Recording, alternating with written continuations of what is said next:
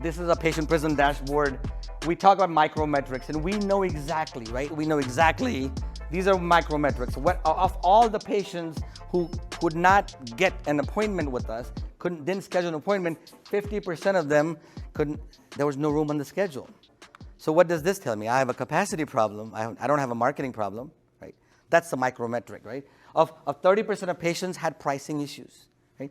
That's the micrometric. I need to know that. What does that mean? What do I do with that?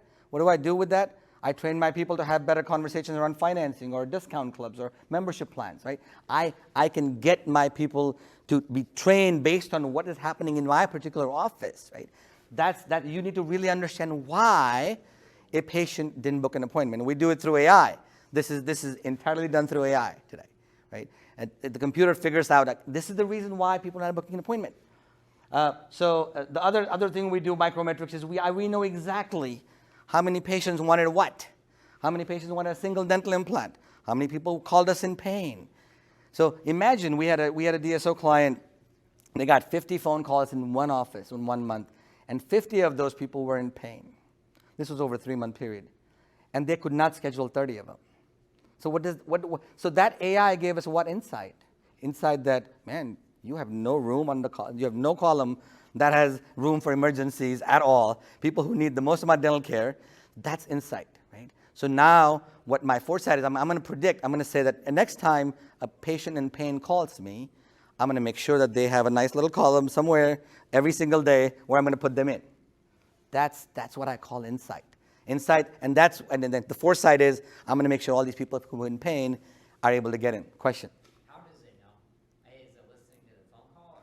It's listening, so the AI is listening to all the dental-specific keyword that the patient is speaking, right? So we have a dictionary system that looks at things. I want a dental implant. That's how it knows.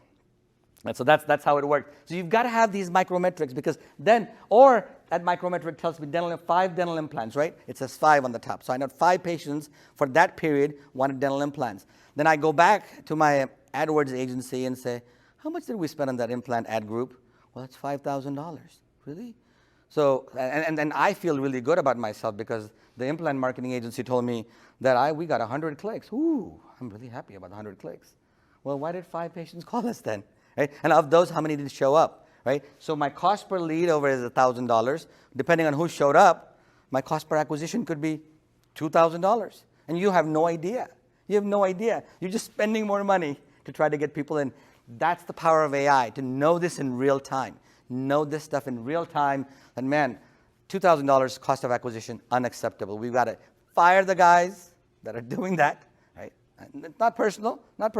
Fire the guys, or figure out some ways to tell them, the guys, I don't need to give you to give me Google conversion metrics, because Google calls something totally different. Conversion is somebody clicks on that. That's really important. You know, you've got lots of people out there right now, right? We got many of these guys. We are here. Google Ads has got a lot of AI stuff built into it right now. It's getting better. It's not perfect, so don't rely on it 100% to have your ad stuff. Microsoft's doing a great job with lots of interesting technologies behind the scenes that are democratizing AI. So obviously Instagram, Facebook. So you've got to look at Google Ads. I think is #1 right now in terms of new patient acquisition, 100%. Facebook is getting better. People just haven't figured out how to do it yet. That's the problem. But you've got to figure out how to really incorporate AI. There's really good tools out there that will allow you to do better ads that have the highest propensity of conversion. We do Patient Prism. There's Pearl. There's Overjet, Denti. There's all of those companies are here. They do computer vision, and it's fascinating. I think everybody should have some sort of a computer vision platform within your DSO. We've got Zentis is doing a great job. Sina's here, I think. I saw him doing a great job in RCM automation. Then, my God, RCM is like, my God, thank God I'm not in RCM business. It's very complex. Insurances are just difficult. OrthoFX is, we've got Ren here, their CEO, doing an incredible job in the ortho world. I'm always amazed by what they're doing. DentalMonitoring, I think that guy spoke. They're doing a great job here. Again, this is not the entire representation of all the companies. I just put some of the big ones, some of the ones that are here, out here. I want to make sure my timing is good. Are you guys having fun yet? Yeah. Oh, good, okay. Propensity modeling, I talked about that. There is a lot of opportunity, especially in the ad spend world, to figure out how to use some mathematical models, AI-driven machine learning models, to figure out where ads need to go based on the propensity of that patient to show up. Right? Hopefully you work with an agency that does that. If not, it is going to be our next frontier, propensity modeling. Right? It is absolutely important. No-shows, people are figuring out how to predict no-shows. It's not that difficult, especially if you have all the data, to be able to really predict so that you know how to schedule your patients correctly. Propensity modeling is a big deal. We're trying our hands at that. We'll see how successful we are. We don't know yet. We haven't checked the models. We need more data in there. Accounts receivable, there is a huge opportunity here to use propensity modeling to figure out the propensity of somebody paying and not paying. And then you can design interventions based on, if that guy's going to be deadbeat, then I got to figure out, like I got to call them 4 times and do emails and everything else, right? So you've got a patient reactivation also. It can be dumb enough. Oh, let me just send emails to everybody. Let me just set appointment reminders. That doesn't make people show up to an appointment. You got to figure out what is the probability of this patient who is a Hispanic male, 56 years old, who is going to not show up for an appointment. You have to know that. And we have to evolve. Today it's not there, but if you have the data, you're big enough. All you guys are building data warehouses everywhere, right? I'm sure how many of you are building data warehouses, data lakes, whatever they call them, and you have all the data. So use it and weaponize it. Use machine learning to figure out, can we do propensity modeling over here? Existing patient growth, you know all this. So preaching to the choir, we got diagnosis issue. Everywhere there's diagnosis. Scheduling is a massive issue. Schedules are schedules. You know, we have all the demand in the world. We just don't have the supply. We can't hire hygienists. We can't hire doctors. We can't hire assistants. We can't hire anybody. But our schedule is so messed up, we can't put a new patient appointment until May. We've got to figure that out. Case acceptance has been a problem forever. Payments is a problem. Payments in terms of your revenue cycle management, always a problem. Figuring out how to collect money from insurance companies, maybe by design, is difficult. Maybe that's how they did it. Retention is always an issue. Was super impressed with Pearl about a month ago. This is not an advertising for Pearl, but I get excited when cool things happen. They were the first FDA-approved device that you can use in front of a patient and show them nice color-coded things that are diagnosing, right? Diagnosing whatever the patient needs. Now you can put this in front of a patient. You couldn't do that until 2 weeks ago. Ever. You could never do that, right? All of a sudden, now you're sitting chair-side, your real-time pathology detection, color-coded markers and everything else. Hey, you got periapical lesion over there. Oh my God, look at those interproximal caries. I'm like, well, nobody really cares about those except us, right? Nobody really cares. But you can show them the color stuff, right? You look at all your existing restorations. They need to be replaced. Right? This is the intelligence we have while the patients are right there, right? Right in the chair. Because that's the time to do it. You can't do it, oh, let me send a nice campaign to reactivate them for them. No. You got to do it now. Do it now. So I like this. Not an endorsement, but they're the only ones right now that you can actually use to get this patient, whether you have bone loss, right? Sometimes dentists are not trained in radiology. Although they look at x-rays, they're not trained. But it's not a bad idea to have a second set of eyes who's looked at 10,000 cases and get us there, right? One of the things I was excited about, I'm very excited in funnels. Anytime I see funnels, I love the fact that imagine having an endo funnel. I'm like, oh my God, we missed root canals on like 10,000 patients last year. Really? I want a funnel. Now I want a funnel. I want to create a strategy. I have a communication strategy around that funnel. I have 10,000 root canals. I have 15,000 crowns. I have a potential 30,000 restorations that are existing that need to be replaced. I have a funnel. Now I have a strategy, and then I design that. I design an intervention. I take hindsight, which is the X-ray. I convert that in insight by figuring out what these funnels are.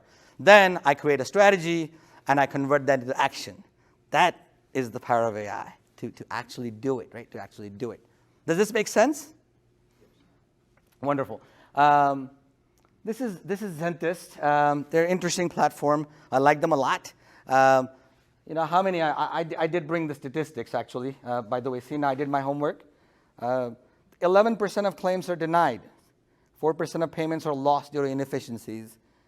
7 to 9% of revenue is written off annually. 7 to 9%? That's a lot, right? And obviously that we have no people that we can hire anymore, right? Great resignation has there. Maybe people are coming back, but I don't know who wants to do RCM. Be on a phone call with the insurance company all day. Claims validation is huge, right? Claims validation is huge. You want to be able to have a machine do claims validation. You've got to be able to figure out how to standardize and normalize your EOBs so that all the information from all the pairs and all the exchanges is in the same format that you can parse through, right? We can't have people doing this. It's silly. This can be actually done today. This can be actually done. And Zentis is not the only platform doing it. I'm giving them as an example. But they've spent a lot of resources in figuring out how to figure this out, how to do this in a way that allows us to validate the claims and reduce the errors that we're doing in submissions of these claims. And Zentis actually uses AI, they use machine learning, and they also use the process called robotic process automation, RPA. So that scalable RPA is where robots are doing things. It's not perfect. Is it perfect? No way. Are we perfect in what we do? No, it's not. But if my RCM team can go from 50 to 20, that's a win, right? That's a win. So I like what they're doing in the space. It's great. You got to look at leveraging AI. You can't build a 50-person RCM team. Just can't do it. You got to figure this out. Again, technology is not there perfect yet. They're getting there. But we've got to use it in increments where we can, okay, well, how many people can I reduce and how many of these things can be done automatically? I like this. I like these guys a lot. Orthodontics, if you talk to the AAO, they'll tell you 75% of US adults need ortho. 5% get diagnosed. 1% actually accept treatment. That's a lot, right? That's a lot. And then Dr. Law is here from Smile Doctors, the largest orthodontic DSO over here. The problem is diagnosis, right? The problem is we diagnose when somebody walks into an orthodontics office and they need to straighten their teeth. Yes, of course, we know how to do that, right? But how do we get the GPs and all the other DSOs to be able to figure out how the diagnosis works, right? So what OrthoFX has done a lot is leveraged the power of AI to look at the 3D scans and say, oh, wow, well, there's a problem here. And the problem could be non-aesthetic. It could be an airway problem. It could be any of that stuff. So be able to leverage that using, and one of the things they did was, now if we can diagnose better, if 75%, if we're missing 70%, what if we diagnose better, then we're able to convert them all using virtual treatment plan coordinators. And then you're able to figure out a way to monitor them using your cell phone, right? Using your cell phone, and reduce office visits. Imagine the expansion of your EBITDA margin. Imagine the expansion of your EBITDA. Top line and bottom line. There's expansion on both sides, right? Both sides. And there's a lot of thought into this. I think some of these things could be just like, okay, plug and play, and there it is. You see, you're getting more revenue on top line, bottom line, and there's expansion immediately because you're doing all of this virtually, right? Remote monitoring correction, treatment planning, right? Retention and wellness. We have to think about orthodontics in terms of, can we get that? It's not one and done. What can we have? 90 million people need retainers in our country. 90 million people need retainers right now. What are we doing with that? Nothing, right? Nothing.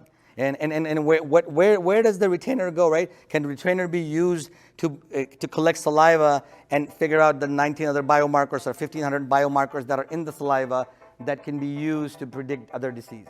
It's going. Technology is going there. AI is doing that.